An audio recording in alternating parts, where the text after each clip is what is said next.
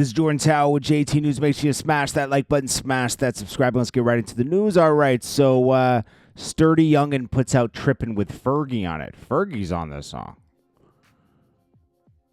Her sample's on it. She's in the video, though. But here's the thing. I like the song, and I'm glad this kid's definitely blowing up. He's definitely signed to a major label. I don't know why they keep... Look at Go Crazy Productions. You're on a major, bro. You're getting pushed with major. Like, I could tell by the way the video was done and everything. You're on a major.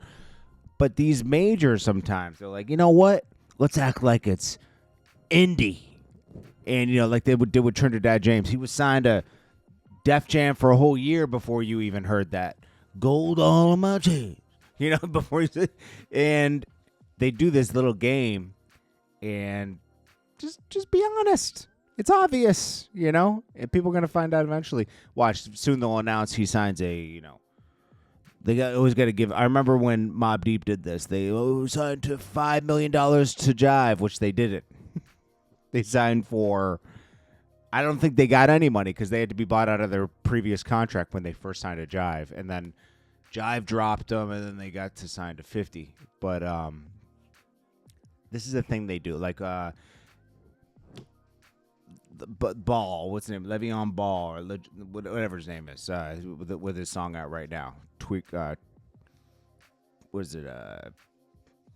What's his name? What's it with LiAngelo Ball?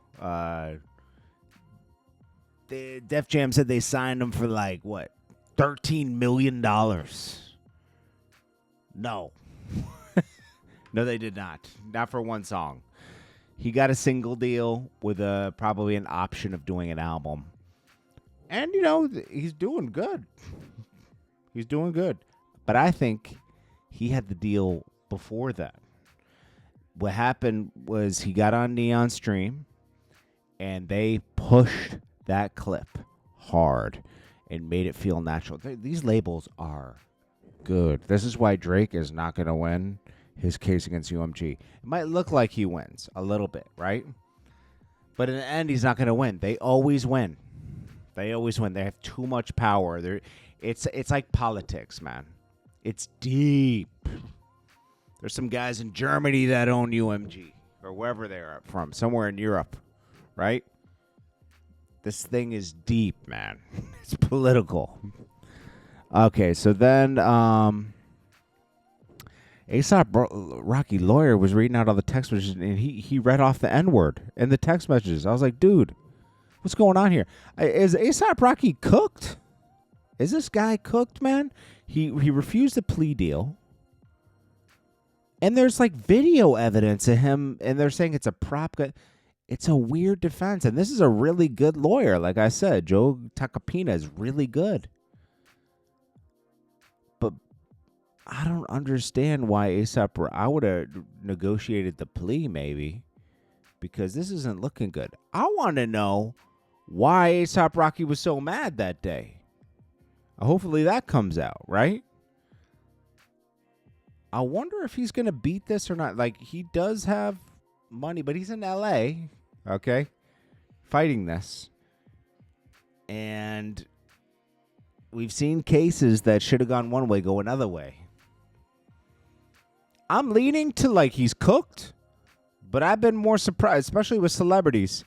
They get these lawyers and somehow miracles happen. Miracles happen. I don't know. Akademiks is in hot water, man. It's almost indefensible. You know, Akademiks got too comfortable on his Discord and was teasing people. The kid ended up being 15 years old. There's no way Akademiks could have known this kid was 15 because he was talking to him rough, like he was 20, early 20s, and making fun of how much he rode Pac-Boy Max's wave, we'll say. You know what I want to say. But, you know, the kid was uncomfortably a fan of Pac-Boy Max, like, to the max. I think that's who he was talking about, Max, because he was like, would you do this if Max wanted you to? I was like, dude, these are like frat boy jokes. These are like Akademiks must have been drunk or something, bro. Because like it's indefensible to be honest with you, but it'll blow over. Akademiks should just issue an apology on this one because the kid was young. And, you just want to get ahead of it, because every blog is picking it up now. They're always waiting to destroy Akademiks. And, I don't know. He gave them the bait they needed. That's the unfortunate part. He gave them the bait they needed. Joking around. You're not joking around with your friends on the internet. I think he got too comfortable with being on Discord and stuff. And you gotta still keep a distance from things because people are always looking. Even your fans, people that I wouldn't say fans, supporters, will drag you to the ground to humble you to their level. I've seen that time and time again. These are people that really mess with your content too, but they'll do that. So you got to just be careful and don't get too comfortable, like where you're just joking around on the phone with a friend and it's private. Nothing's private anymore. You can't just. You can only do that with like family, and even that could be dangerous. DJ Young passed away. We talked about this. Passed away at 43. Way too young, man, and it makes you nervous. Like, geez, man, a lot of people pass away young. Man, I want to know what he passed away from. Because, like, that doesn't even make sense to me, 43. Was he battling something we didn't know about? Walk it out, man. Math Hoffa was on Vlad. I like Math Hoffa. Don't get me wrong. I like him, okay? I respect his craft of battle rapping. He's a good rapper, right? The songs don't really connect with the people, right? But he's on there talking about he's the best rapper ever. No. I enjoy his content. He was one of the few people doing the barbershop type of sit-down content. I think he got inspired from LeBron's The Shop, and he had access to a barbershop, and he started doing content and having conversations with people, and he's good at it. Okay, he's not bad. He's good. Obviously, he's doing well, right? But he's thinking of quitting his podcast and focusing on rap. I don't know if that's such a good idea, but, you got to believe in yourself, right? I challenge him to quit his podcast and focus on rap. Yeah, there's one thing I don't get. I used to see, I wouldn't say we talked, but we would, go back and forth and comment sometimes, like public comments, just like, internet stuff, me and Math Hoffa. Nothing cool. But I supported I was watching his podcast since it first came out. I was supportive, like I would plug it and stuff. And that's cool. But me and him know a lot of the same people. A lot. And some things got back to me that he said about me that I just don't get. And now I wonder, back during on World Star when Q and I were partners, did he take a no from them, right? Because Mathoff has been trying to rap forever, right? Did he take a no for them and assume that I shut him down? I never shut him down on anything, right?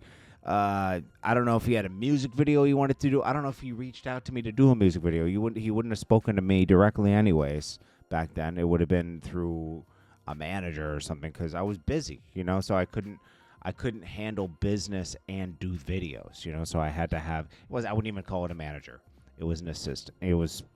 Call it an assistant, someone you pay a small percentage to handle the bookings, if you get too busy, you got to do that. I'm sure he has that for his podcast.